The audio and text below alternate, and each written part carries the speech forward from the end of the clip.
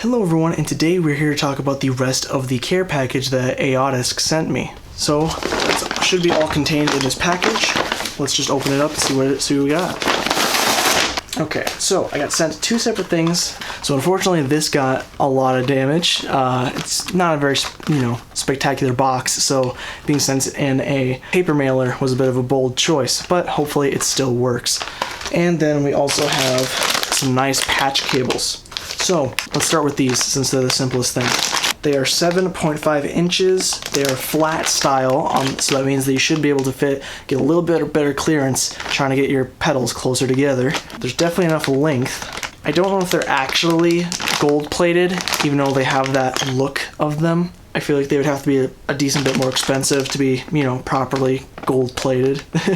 So let's open them up. I was trying to see how many were included, but it doesn't say on the box. It doesn't say on the bag. We have 1, 2, 3, 4, 5, 6 patch cables. Nice. Got a twist tie. Don't underestimate the value of these twist ties, especially if you have a lot of cords. Not like this, but if you have a long cord and you're putting it away in storage and you don't plan on using it for a while, these can help a lot. Just keep it, make sure it stays binded and coiled up instead of unraveling eventually. So, nice rubber, bendy, so that's maneuverable in a. It's maneuverable while you're pedal board building, and cool. We'll test these out in a second. And then we have, this is it's kind of like a one-spot style power supply.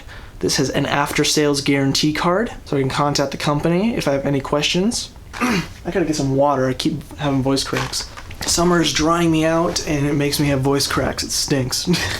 So we pull this thing out. The first thing we have here is a daisy chain, so that you can take the original power thing and split it out to more pedals, which if you understand how the power works, then you can get a lot of use out of this, which I will explain a little bit more later. Then we have the power supply. There is very little to no branding, not even on the thing here. So it's a 9-volt, of course, and this has 1,000 milliamps. It was labeled on the store page as 1 amp, which is 1,000 milliamps, and milliamps are the important thing to pay attention to, especially if you're doing something like this and you're going to be daisy chaining. And then the only other thing included in the box is a AODSK quality control certificate badge. So let's get started with this. So right off the bat, the plastic feels okay. It's solid. It's not flexy or anything like that. It doesn't sound like it's dense, but that's okay, especially if you do only use this at home rather than taking it out on gigs. This does have, on the end, I believe this should be a magnet coil or something like that. This should actually reduce the noise coming from the outlet, the power from your walls and such. This should reduce that noise, making your sound a lot cleaner, especially when you're using a distortion pedal, overdrive, or anything that boosts the volume of your pedal, because then that noise can seep in. So unfortunately, this is not super long, so I need an extension cord. This is only a 2-prong design, so these types of extension cords will work. So now we plug this in like so, and we should be ready to go. So I have a few pedals here to demonstrate all of this stuff at once. I had one more. Where's my fuzz? There it is. Okay, so here are the 3 pedals that I'm going to use to demonstrate. I don't have a particular pedal order right now, I'm just using them to demonstrate. So the first things first, let's just put these in here.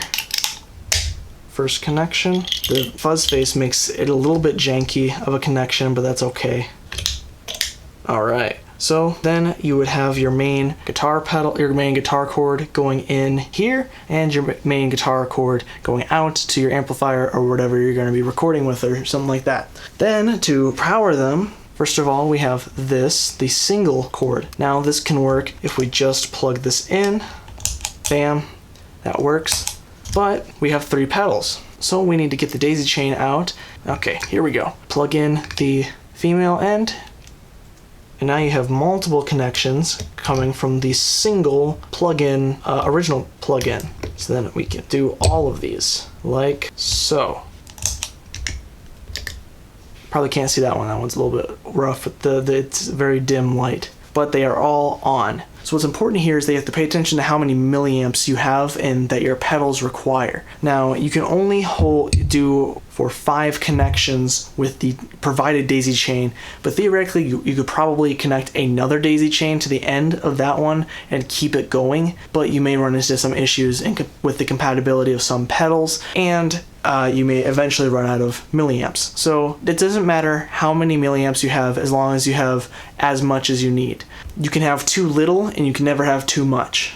It's kind of like food. So if you feed your milliamps to your first pedal and it consumes all of it, then your next pedal is not going to work. However, if you have enough milliamps to feed all of these and you have some more, it's not going to hurt anything. It's not like voltage. If you have too much voltage, that will hurt something. Okay, so now let's hear the signal chain. Right now I am running into my Boss Katana Mark II, and we have the same chain that's just going right into the amplifier. I have my guitar going into the fuzz and then the chain goes through and out of the overdrive. And currently there is no noise extra.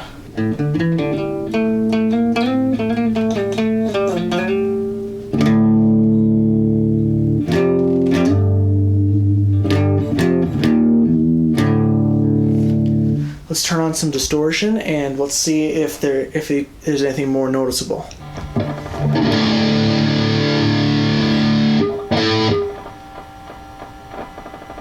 Okay. There's a little bit of clicking.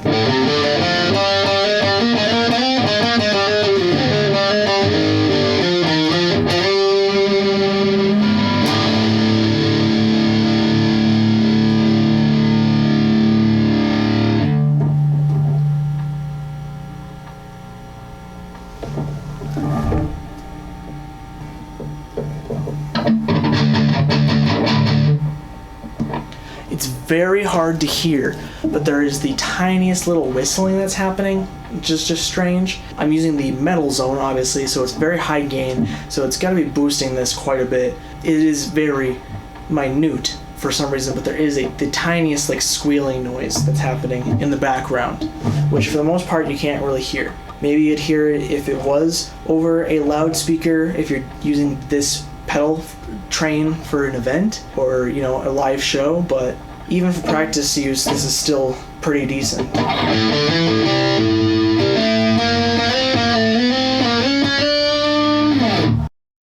Let's try the fuzz, see if it is any worse.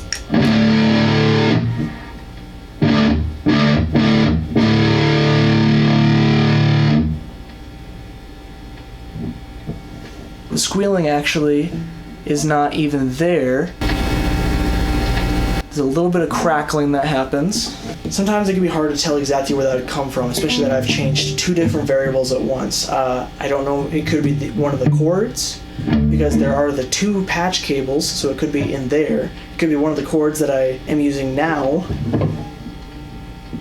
one of my chords that I already owned, or it could be the power supply still not being filtered right, and it could be because of the extension cord that I'm using from the wall, along with the fact that I also have these surge protector things on my outlets, so that may add extra noise. There are very many factors on why your signal chain can be noisy, but honestly, compared to the volume that you actually get, this is very quiet.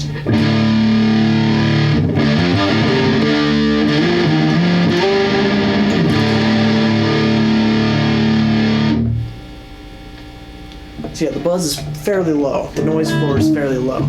I still think that they did a fairly decent job here. Would a 1-spot sound better? Possibly. I don't know. I would certainly hope so, because the 1-spot costs a decent bit more. It's quite expensive for being a single power supply. However, with that expense, you would think that you would get clean audio. Okay, so obviously there's some tinkering that I'm going to have to do to figure out exactly what was causing that noise. Oh my god, it's so hot in here. This summer is killing me. But I think that these are fairly decent products, so if you want to buy either of them, I will hopefully have affiliate links in the description below. If you use them, it adds no cost to you, it just helps me out. If you found this informational at all, please leave a like. Hopefully you got some use out of the information about the milliamps if you didn't know about them. This channel is normally a guitar, drum, and 3D printing related channel, but I do generally whatever I want sometimes, so if that sounds good, please consider subscribing. That's all I have to say for now, so I'm going to say bye-bye.